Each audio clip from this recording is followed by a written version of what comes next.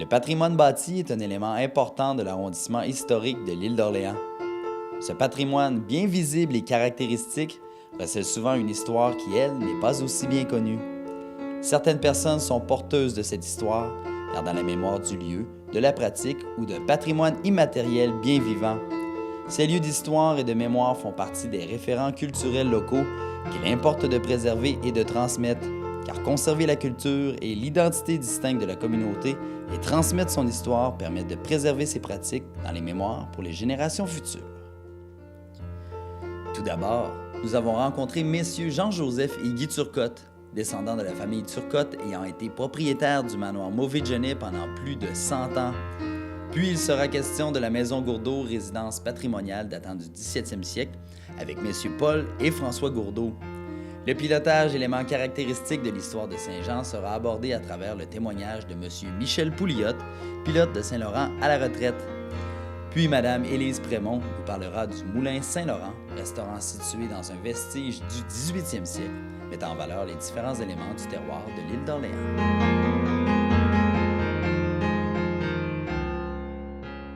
Manoir Mauvais-de-Genêt, construit en 1734 par Jean Mauvide, un jeune chirurgien français devenu seigneur en 1752, est aujourd'hui un centre d'interprétation sur le régime seigneurial français situé à Saint-Jean, au cœur de l'île d'Orléans. Il constitue un véritable joyau du patrimoine québécois. La famille Turcotte occupera le manoir pendant les 95 années suivantes, de 1831 à 1926, année de la vente du manoir au juge Joseph-Camille Pouliot. Le manoir revêt donc une importance particulière pour cette famille. Si on regarde dans l'historique familial au manoir, François-Marc Turcotte a épousé Marianne Genet. On va essayer de se démêler dans les Marianne Genet parce qu'il y en a trois, les trois premières propriétaires. La première était l'épouse de Jean Mauvide, la deuxième, l'épouse de Laurent Mauvide, l'épouse de son cousin d'ailleurs. Et ils avaient obtenu les dispenses requises pour ce mariage-là. Et la troisième, Marianne Genet, est une nièce de la seconde, Marianne Genet, qui est donc une nièce de l'épouse de Laurent Mauvide. Et elle est venue habiter au manoir vers l'âge de 10 ans. Et elle s'est mariée en 1831. Elle avait à ce moment-là 27 ans, 27 ou 28 ans. Et à partir de ce moment-là, le couple a habité au manoir avec la veuve de Laurent Mauvide, Marianne Genet, qui est décédée 2 ans plus tard, en 1933, et qui a cédé par testament le manoir et tous ses biens à Marianne Genet. Et c'est de cette façon-là que c'est devenu aussi, par le biais du fait qu'ils soient mariés, c'est devenu propriété de Marianne Genet et de François-Marc Turcotte. François, donc, est demeuré ici en 1831. Il y a eu 10 enfants qui sont nés ici au manoir, dont 3 sont décédés en bas âge. Et les 7 autres enfants ont grandi et se sont tous mariés. La plupart sont demeurés à Saint-Jean, île d'Orléans aussi, à l'exception d'une des filles qui est partie à Saint-Elzéar-de-Beauce. Et puis, c'est à ce moment-là Hubert Turcotte, qui était le plus vieux de la famille. Wenceslas, mon arrière-grand-père, le grand-père de papa, est décédé, et était le plus jeune, lui. Notre arrière-grand-mère, Olympe Clavet, est décédée en 1890 à Saint-Frédéric-de-Beauce. Et à ce moment-là, notre arrière-grand-père Wenceslas est allé faire, pour son travail, pour gagner sa vie aussi, des contrats à différents endroits. Donc, pendant ces périodes-là, les filles allaient vivre dans la famille maternelle du côté de Saint-Michel de Bellechasse, et notre grand-père, lui, GSN, venait vivre à l'île d'Orléans, à Saint-Jean, chez son parrain et sa marraine. Ça fait que c'est comme ça un peu là, que les liens ont été entretenus.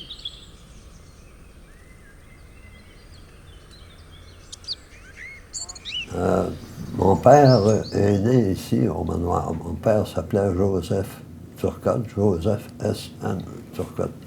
On dit toujours JSN en abréviation. lui, en étant natif ici, c'est tout normal qu'à l'occasion, il nous parle de l'île d'Orléans, puis il nous parle du manoir aussi, où ses ancêtres assez rapprochés là, ont vécu ici au manoir. Durant ses études, durant ses vacances, ça arrivait assez souvent qu'il venait passer des vacances ici au manoir, avec la parenté. Hein? C'est les premiers gestes de notaire un peu qu'il a fait en 1906, il les a fait ici à l'île d'Orléans. Ah ben, il les a justement fait, oui. Parce qu'il a relevé les documents de succession de Hubert, hein? De Hubert. Puis le règlement de la succession, il y avait un testament qui avait été fait en faveur de Marianne Jonin. Émilie Royer. Émilie Royer. Et puis, cette succession-là n'avait pas été enregistrée, puis il n'y avait pas eu de règlement de succession de fait ordonné. C'est lui qui s'est occupé de tout régulariser ça, pour mettre ça en ordre, mettre les documents de la succession puis les transferts de propriété en ordre. Au départ, ça a été pour la transmettre à Émilie Royer. Il a réglé ce volet-là, la transmettre à Émilie pour que tout soit clair aussi. Et réglé aussi, Hubert père avait réglé plusieurs, des fois, à chaque fois qu'il y avait un petit emprunt dans ce temps-là, c'était toujours notarié. Puis Hubert avait remboursé des emprunts, puis souvent, il y avait un petit mot sur une petite feuille, un petit mot à l'effet qu'il avait remboursé, mettons 100 $ à Paul Blouin, mais nulle part, il n'y avait pas de quittance officielle. Lorsqu'il est décédé, en tant que tel, il devait encore 100 $ dans les bureaux d'enregistrement, et grand-papa a fait toute la tournée de ça et a fait signer les quittances pour régler ça. Et, puis on s'est même aperçu que, puis ça, c'était dans un cas particulier, il restait un montant de 400 $, un emprunt qui datait 200 $ de François Turcotte, 200 $ d'Hubert le père. Et cet emprunt-là a été remboursé par le père GSN, par le cousin, dans le fond, du dernier petit Hubert. Il l'a remboursé pendant les 4 années où il était à l'école normale à raison de 100 $ par année, pour régler un prêt pour que Hubert, son cousin, n'ait plus de dette. Et il a fait ensuite signer la quittance en 1915. Je sais que papa l'a su après que tout était fait. Papa avait aimé l'acheter. Il avait même parlé au petit Hubert. Puis il avait dit au petit Hubert, quand tu décideras de vendre du mollet, puis il dit, je vais être acheteur. Puis je vais pas te donner un bon prix. Puis ça a passé inaperçu. Tout d'un coup, à un moment donné, papa a appris par les journaux que le manoir a été vendu au juge Pouliot.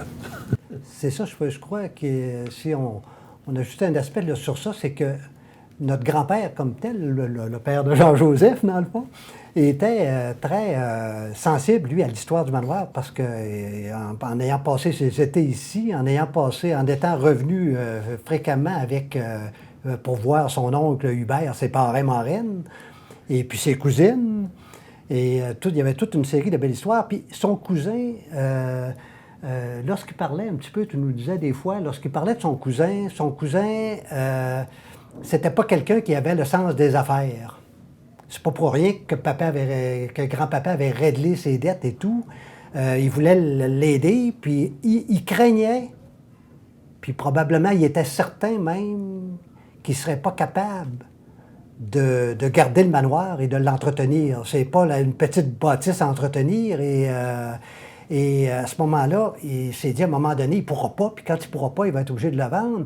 Mais lui, il s'est dit, je peux justement y venir en aide aussi. Lui, dans son cas, c'était ça. Puis Hubert venait faire un tour à chaque année à Normandin. Hubert fils, son cousin. Il venait faire à tous les années. Ils entretenaient des bonnes relations. Il venait voir ses cousines et son cousin. Puis, tout d'un coup, il apprend ça. Le manoir est vendu. Comment ça se fait qu'une famille a pu vivre? D'abord, on est la famille qui a vécu le plus longtemps au manoir, une centaine d'années consécutives. Et qu'est-ce qu'on retient de la littérature? D'abord, tous les historiens qui ont parlé de l'île d'Orléans, et c'est une riche histoire, l'île d'Orléans, ils ont à peu près pas parlé des Turcottes au manoir. On apprend, je peux résumer ça en quelques mots, Qu'est-ce qu'on apprend sur les Turcotte au manoir? C'est que François-Marc Turcotte a acheté le manoir de Marie-Anne Genet en 1931, ce qui n'est pas exact, on l'a dit, ça a été transféré par héritage à Marie-Anne Genet, son épouse. On apprend après ça qu'il a donné ça à son fils Hubert, qui a entrepris des travaux de restauration importants qui auraient, semble-t-il, découronné le manoir de son cachet antique. Et puis, on apprend finalement que l'héritier d'Hubert, qui est son fils Hubert, le cousin de mon grand-père, a vendu le manoir dans un état tout à fait lamentable au juge Pouliot pour un montant de 1 000 $. Ça fait, qu'est-ce que ça, c'est? D'abord, c'est une découverte en tant que telle. On dit, comment ça se fait qu'une famille a pu vivre ici pendant 100 ans puis qu'il n'y a personne qui ait pu accorder un peu plus d'intérêt à cette famille-là, autre que le fait que le manoir se retrouvait dans un état lamentable en 1929. Puis là, on s'est dit, puis pourquoi grand-papa est intéressé à acheter si c'était une affaire aussi lamentable? Et puis là, on finit par creuser, puis à creuser, puis à creuser, et on trouve que dans le fond, il y a eu une vie ici importante, une vie très riche. Et ce que mon papa mentionnait tantôt, c'est que les rénovations qui ont été effectuées par Hubert Turcotte, pourquoi on a dit que ça avait découronné le manoir de son cachet antique? C'est parce qu'il a fait des divisions, entre autres, à l'intérieur du manoir, pour tenir compte d'une réalité. Il y avait plusieurs familles qui vivaient au manoir. Mais c'était tout déménagé, François. Il était cultivateur, même menuisier. Il a certainement entretenu le manoir. Si le manoir existe encore, je pense que c'est grâce aux Turcotte qui l'ont amélioré, qui l'ont entretenu.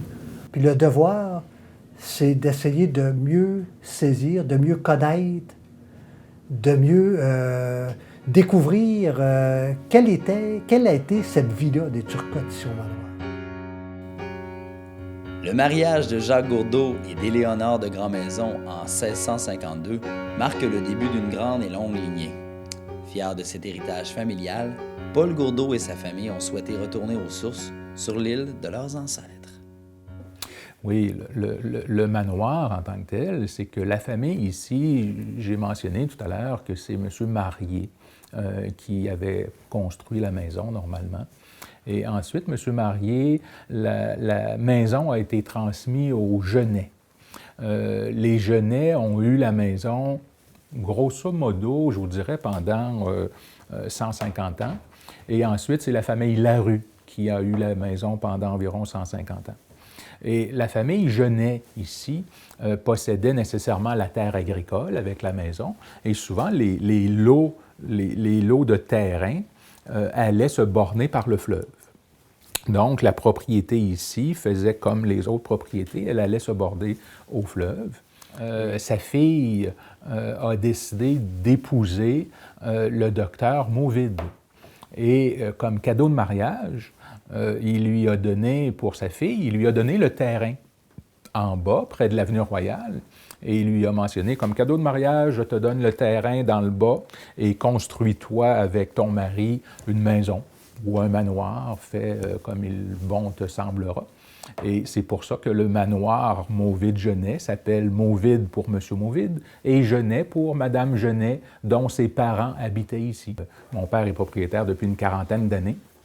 Donc, lorsque mon père a fait l'acquisition, j'avais une 15aine d'années et je me suis immédiatement intéressé au patrimoine québécois en tant que tel. La maison en tant que telle, c'était dans le temps où Michel Lessard, historien connu à Québec, avait écrit son premier livre, ou l'encyclopédie de la maison québécoise. Puis on avait contacté Michel Lessard suite à l'acquisition de la propriété pour qu'il nous donne un son de cloche, à savoir comment il nous conseillait de regarder la propriété pour les rénovations et tout ça. Et puis la première chose qu'il nous a demandé de faire, c'est de faire une recherche ethnographique pour savoir de quand datait la maison, la construction de la maison. Et à sa grande surprise, et à la nôtre également, on s'est aperçu que la maison était très ancienne en tant que telle.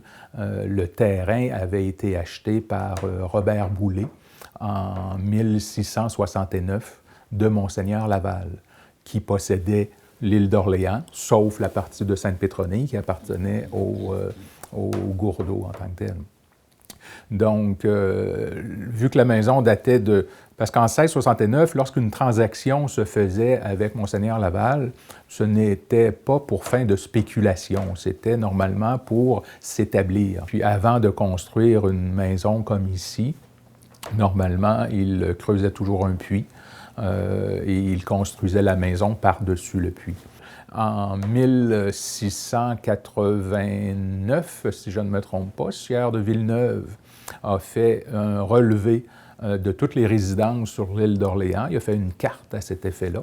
Et on voit bien que la maison est construite, celle de Pierre marié, cette maison-ci, et celle de Jean, le voisin là-bas. Donc, on sait qu'en 1683, la maison est construite.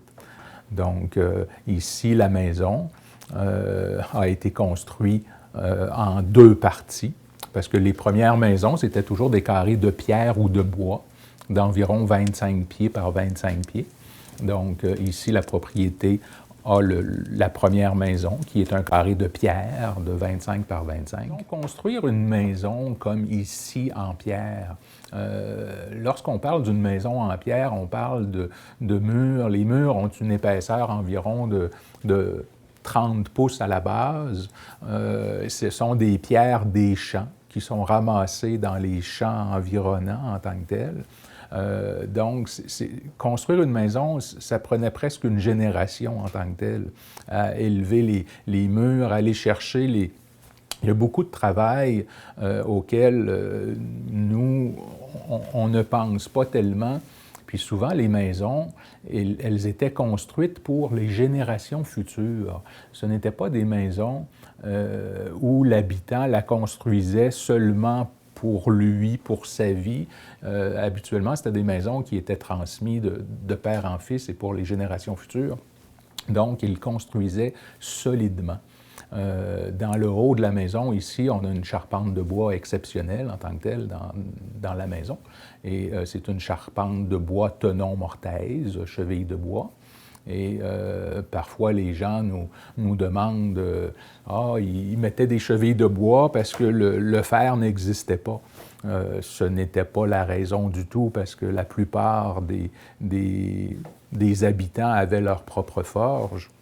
C'est que le clou, avec le temps, avec l'humidité et tout ça, il fait craquer le bois, tandis que la cheville de bois, elle obéit avec le morceau et elle permet une longévité beaucoup plus longue pour le bois en tant que tel. Habituellement, le premier carré de maison de 25 par 25, dans les premières années, tout se fait au niveau du rez-de-chaussée. C'est-à-dire, lorsque je dis tout se fait au niveau du rez-de-chaussée, c'est que la pièce du rez-de-chaussée est une grande pièce avec l'âtre principal, le foyer, qui envoie la chaleur dans la pièce principale. Donc, pour éviter de perdre de la chaleur, il n'y a aucune division qui est faite dans ce carré de 25 par 25-là. Donc, c'est une pièce où on retrouve la pièce de séjour de tous les jours, la cuisine, la chambre à coucher, tout est dans la même pièce. Pour restaurer la maison, la première étape, c'était de décider en quelle année on restaurait la maison. Cette maison aussi, elle a suivi les tendances d'une certaine façon, dans le sens que lorsqu'on en a pris possession, il y avait une galerie, une véranda en avant de la maison. Les galeries ont été ajoutées à l'époque victorienne, donc vers les années 1800. Où les gens donnaient un peu plus de prestance à leur maison. Donc, en ajoutant la galerie qui se liait à la toiture principale, ça donnait un genre de galbe en avant de la maison, la grande galerie, les poteaux. Donc, c'était des ajouts qui ont été ajoutés par le temps. Donc, Michel Lessard et Gilles Villandré ont dit, nous, selon les recherches que l'on fait, on pourrait rénover la maison à 1744. 1744, pourquoi je vous dis cette date fixe. C'est seulement qu'en 1744, il y avait eu un décès dans la maison. Puis lorsqu'il y avait un décès, souvent le notaire venait dans la maison et pour faire la liste de toutes les choses contenant la maison. L'inventaire. L'inventaire. Ouais. Donc, la galerie de façade a été enlevée en tant que telle pour remettre la maison à l'époque de 1744 où il n'y avait pas de galerie. Et là, les travaux aussi pour une maison comme ici, nécessairement, il a fallu amener l'électricité. Donc, pour refaire l'électricité, tout le curtage des murs de pierre à l'intérieur et à l'extérieur a été refait. Donc, on a enlevé tout le vieux mortier pour refaire du mortier récent. Et à l'intérieur des murs, on a passé le filage électrique dans la pierre en tant que telle. Sûrement qu'on était intéressé là, au patrimoine puis à toute l'histoire, le côté historique là, de la maison. On s'en est toujours occupé comme on s'occupe de nos ancêtres. Mon père a toujours bien aimé la famille en tant que telle. Puis la famille a toujours été bien importante. Donc, c'était une résidence pour un peu continuer ce que les Larue en faisaient, là, une résidence pour inviter du monde, pour recevoir du monde, recevoir la famille, faire des réceptions et tout ça. Donc, il y a eu beaucoup de réceptions, il y a eu beaucoup de monde qui sont passés dans la maison. Donc, ce sont des espaces verts quand même très agréables autour de la maison. On est allé chercher une grange qui était en perdition à Charlevoix. J'ai fait ma réception de mariage dans cette grange-là. Avec mon épouse. J'ai mon garçon aussi qui a fait la réception dans cette grange-là. J'ai mon cousin aussi. Il y a eu plusieurs mariages. J'ai le garçon de ma cousine, j'ai la fille d'une autre cousine. Donc, c'est une propriété qui a toujours été invitante là, pour tout le monde en tant que tel. Lorsqu'on s'aperçoit qu'on a entre les mains un bijou du patrimoine en tant que tel, parce que c'est un bijou du patrimoine. Les gens qui sont venus s'installer ici au Québec, ils ont vraiment travaillé fort pour en être où on est rendu aujourd'hui, d'une certaine façon. Ils ont traversé vraiment plusieurs épreuves, que ce soit le froid, que ce soit la nourriture, le travail de leurs mains, les maladies. Il y a tellement de facteurs. Puis on est, à un moment donné, on vient sensible à cet aspect et on veut conserver en mémoire ce que les gens ont construit. On considère qu'on laisse une marque, pas seulement sur la maison, mais sur le patrimoine québécois général. Le transport maritime fait partie du quotidien de l'île d'Orléans, et ce, depuis les débuts de la colonie. Le village de Saint-Jean est renommé pour sa vocation fortement maritime et les nombreux pilotes du Saint-Laurent résidant à Saint-Jean. Ce passé maritime marque encore aujourd'hui le visage et la mémoire du village. On dit en badinant que le pilotage est le deuxième plus vieux métier du monde. Parce que partout où il y a des difficultés et qu'on a besoin de connaissances locales, le pilotage est la réponse au fond. Alors c'est ça, le pilotage, c'est des marins, la plupart des marins qui sont détenteurs de brevets de capitaine, qui ont navigué au préalable, qui sont ensuite entraînés par des pilotes déjà en place pour connaître vraiment tous les aspects d'un cours d'eau en particulier, les courants, les vents, les hauts fonds, les marées, tout ce qui touche à la sécurité maritime. Alors, le pilote, lorsqu'il monte à bord du navire, peu importe où à travers le monde, prend la conduite du navire et devient l'aviseur responsable du capitaine. Alors, premier voyage comme pilote au mois de mai 65, le 5 mai, évidemment, c'est un événement qu'on se souvient longtemps parce que c'est de partir à un moment donné comme étant le responsable et non l'apprenti pilote. Alors, je me souviens du nom du navire, il se nommait l'Aragona. C'est un navire qui avait pris un chargement de papier à Québec, et un Britannique. Puis ça avait été un super voyage parce que c'était le départ début d'après-midi. Donc, le pilotage se fait à 24 heures par jour. C'est sûr que les voyages de nuit sont moins intéressants qu'un beau voyage de jour. Alors, c'est ça. Pilote 1965, une carrière de à peu près 40 ans. J'ai pris la retraite en 2009. Alors, ça fait quand même un bon bout pour le pilotage. Alors, j'ai vu l'avenue de tous les différents types de navires, le début des containers, porte-containers à Québec, l'arrivée des paquebots, le France, le QE2, Queen Elizabeth II, et toute cette nouvelle facette du port de Québec et ailleurs pour les paquebots qui font des croisières, même dans le Saguenay. Le fleuve Saint-Laurent, d'abord par ses forts courants, hein, c'est connu, il y a des marées, donc les courants qui changent de direction d'une façon très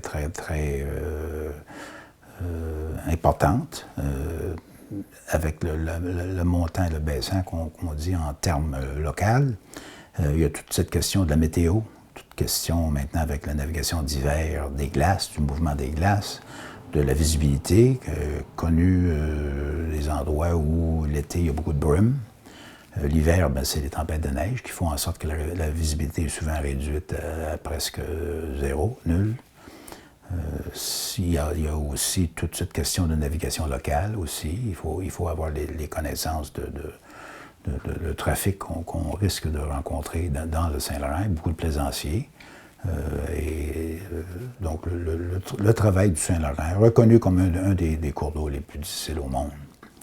Au pays, ici, nous sommes vraiment en charge de la navigation. Le capitaine peut intervenir que s'il croit que le pilote est en train de mettre son navire en danger. Autrement, c'est le pilote qui a le dernier mot sur ce qui se passe côté navigation. Oui, il y a eu l'époque dans les 1800 où il y avait beaucoup de gens d'ici qui ont décidé de naviguer puis de devenir pilotes. Avant 1860, évidemment, le pilotage existait et c'était la libre concurrence. C'est-à-dire qu'il n'y avait pas de réglementation précise pour le pilotage, ce qui a fait en sorte qu'il y avait beaucoup plus de pilotes qu'il peut y avoir aujourd'hui, ce qui semble curieux, mais c'est un fait. Alors les gens, il y avait plus d'improvisation au niveau capacité et compétences, ce qui a d'ailleurs amené à un resserrement de la réglementation en 1860. C'est-à-dire on a aboli cette libre concurrence et on est arrivé à un régime de pilotage. On a légiféré pour que le pilotage soit un monopole, pour assurer la navigation, la sécurité de la navigation. Mais Saint-Jean, à l'époque de la libre... le pilotage absolument libre, il y avait beaucoup de gens d'ici, il y avait de la construction navale, donc on pouvait construire des bateaux pilotes, des voiliers qui pouvaient descendre dans le Golfe, et pour s'assurer d'avoir un travail, il fallait aller à la rencontre de navires qui arrivaient d'Europe. Alors, de plus en plus de pilotes de Saint-Jean s'aventuraient de plus en plus loin dans le Golfe pour être les premiers à offrir leur service. Ce qui a fait en sorte qu'il y a eu des tragédies, il y a eu des naufrages où beaucoup de gens de Saint-Jean, la date m'échappe, il y avait le voilier Saint-Laurent, je crois, qui a fait naufrage avec beaucoup de pilotes et d'apprentis pilotes de Saint-Jean. Mais Saint-Jean était d'abord accessible de par son quai, de par ses abris pour leurs bateaux. La rivière Lafleur, au fait, servait d'abri l'hiver. Lorsque la saison se terminait par des glaces, ils pouvaient rentrer leurs bateaux pilotes à l'intérieur pour mettre les bateaux à l'abri. Alors, ça se prêtait à ça. Et puis, il y avait un historique, lorsqu'on commence à naviguer, c'est que soit quelqu'un dans la famille, ou bien on a entendu parler de gens qui ont fait ce travail. Alors, Saint-Jean avait une belle histoire de ça, d'autant plus que, les bateaux, les voiliers et les bateaux ensuite vapeur devaient passer ici en avant. Alors, c'était une question d'avoir le quai et de devoir passer en face. Tous ces bateaux, ça attire toujours l'attention et l'intérêt, au fond. Mais il y a eu une grande histoire de pilotes. Lorsqu'on a organisé d'un peu plus près, il y a eu quand même une diminution. Les gens ont voulu habiter la ville parce qu'on est passé de beaucoup de bateaux pilotes qui offraient le service à moindre, parce qu'on était organisé dans un groupe qui avait vraiment la responsabilité d'offrir le pilotage. D'ailleurs, c'est encore ça aujourd'hui. C'est le modèle d'aujourd'hui, le modèle qui est comme ça à travers le monde. Lorsqu'un endroit était le lieu de naissance et de pratique de beaucoup de gens d'un certain métier, comme le pilotage par contre, bien, c'est sûr que ça se passait de père en fils, ou ça se parlait au moins dans les maisons, ça se parlait dans le village, et souvent, vous savez, les pilotes de Saint-Jean, il y a une tradition, lorsqu'on passe avec un navire, de saluer avec différents coups de sifflet le village lui-même. Alors, ça attirait toujours l'attention aux gens d'ici. Ils disaient, ah, ben ceux-là, c'est les cris spéciaux des Pouliottes, ceux-là, les cris spéciaux des Boissonneaux, ceux-là, les cris spéciaux des Lachance. Et comme ça, on savait qu'il y avait un pilote de Saint-Jean qui venait de passer sur un cargo, ou sur un pétrolier, ou sur un paquebot. Donc, il faisait ça en croisant le village? Absolument. Absolument. Habituellement, vis-à-vis de la maison, autant que possible. Ici, on était presque vis-à-vis le quai. Alors, oui, nous, ici, on faisait un long, un court, un long, un court. C'est le signal de la lettre C dans le côté maritime. Et la lettre C, parce que ma mère se nommait Claire.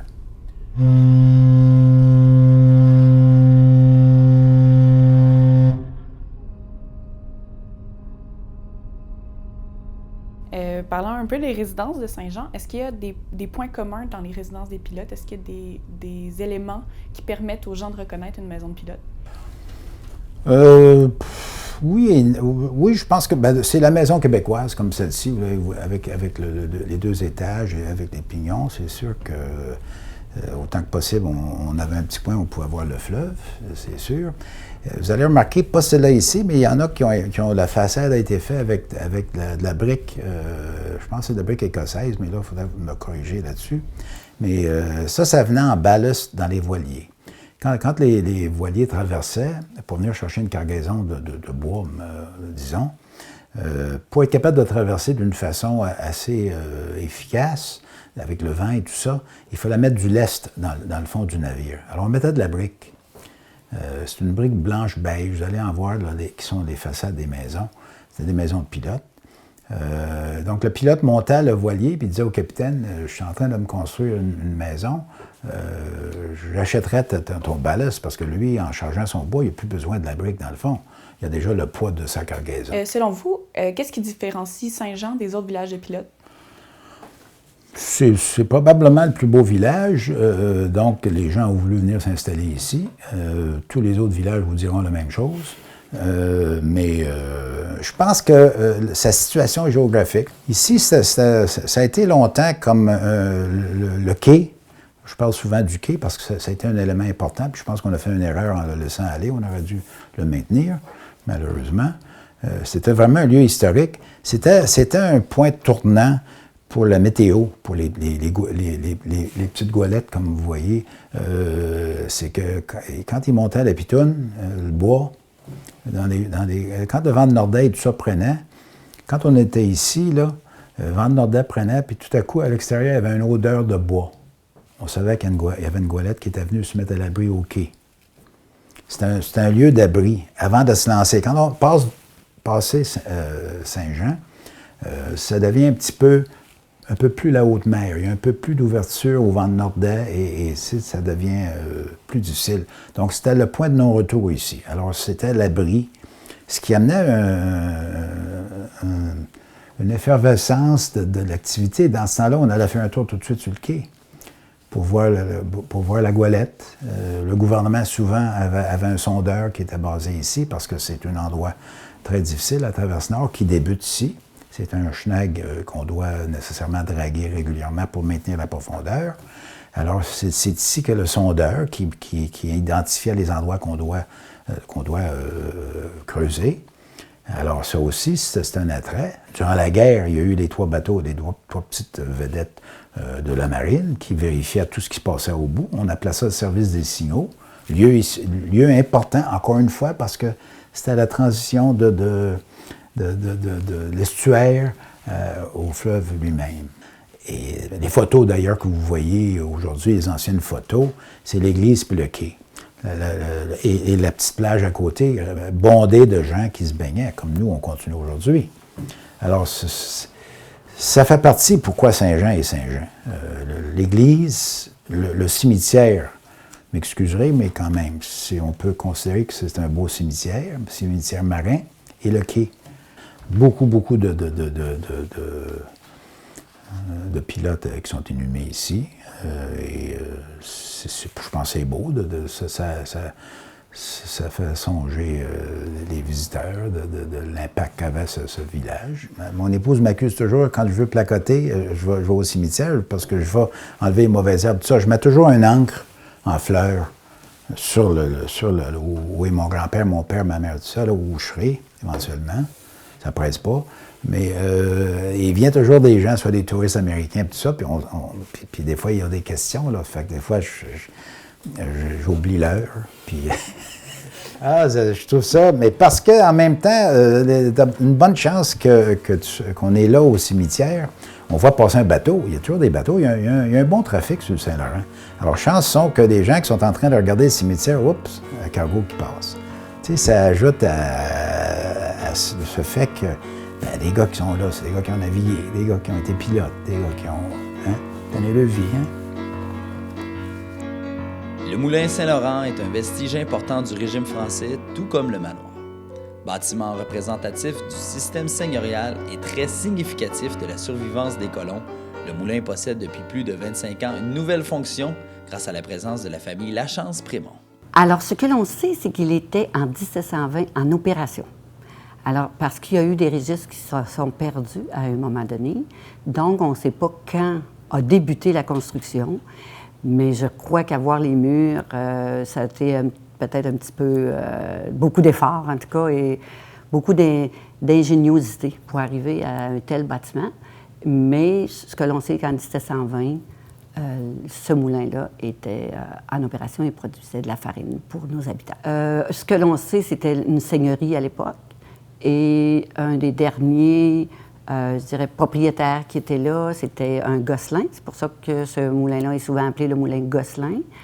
Et il est mort assez tôt, à peu près vers 40 ans. Donc c'est pour ça que ça a été aussi une vie peut-être raccourcie du moulin. Et vers 1920, là, le moulin n'était plus en opération parce que, justement, le meunier était décédé.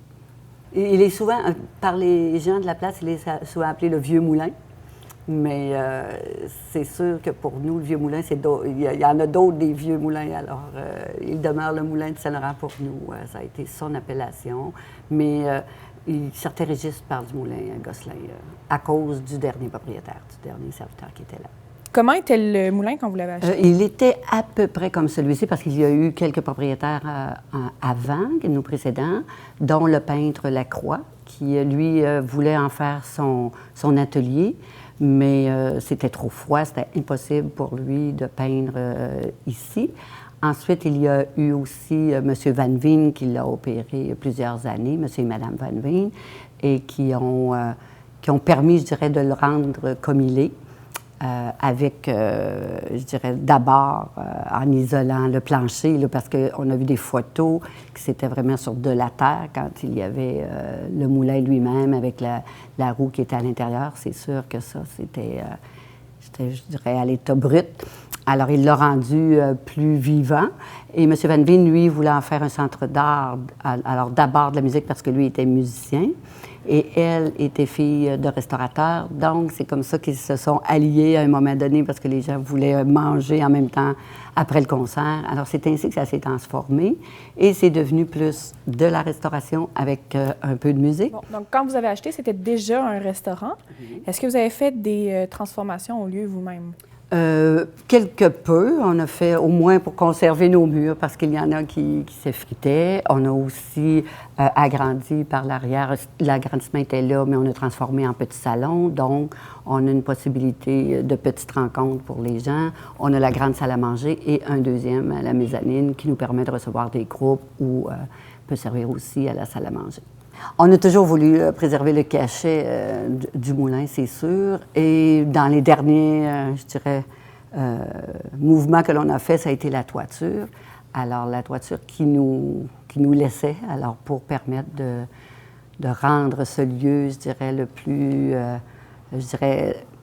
conservé le mieux possible. Alors, ça a été ce mouvement-là qui a été fait. Là. Il y avait deux choses, c'est que ça devait rester un restaurant. Peut-être qu'il y aura lieu de changer autre chose, mais là, actuellement, ça devait. Et nous avons, en tout cas, fait tout ce qu'on pouvait faire pour conserver un peu de musique, parce que pour moi, c'était un cachet particulier.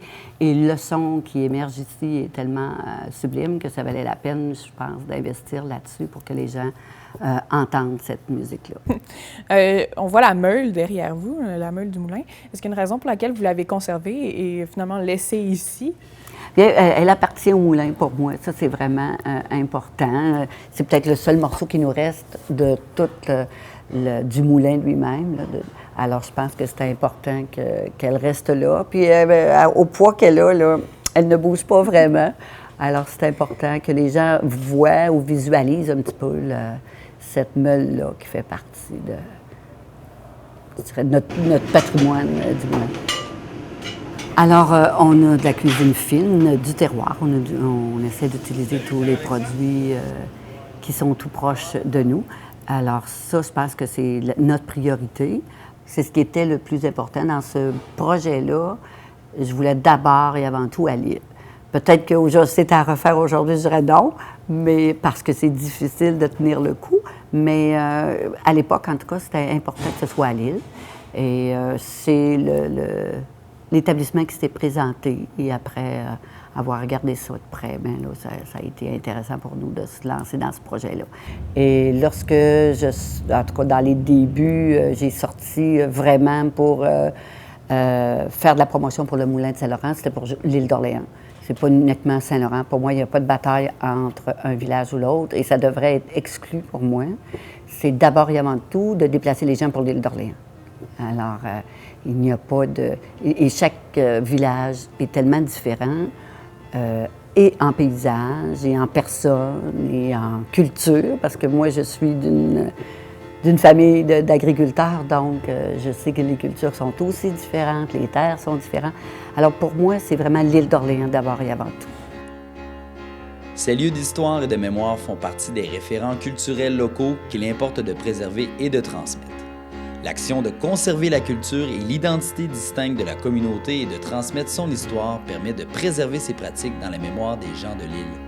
Par la réalisation de ce court documentaire, le Manoir souhaite participer au développement des connaissances, à la reconnaissance et la valorisation des porteurs de mémoire et des lieux d'histoire, ainsi qu'au développement d'un sentiment de fierté envers le patrimoine pour les populations locales.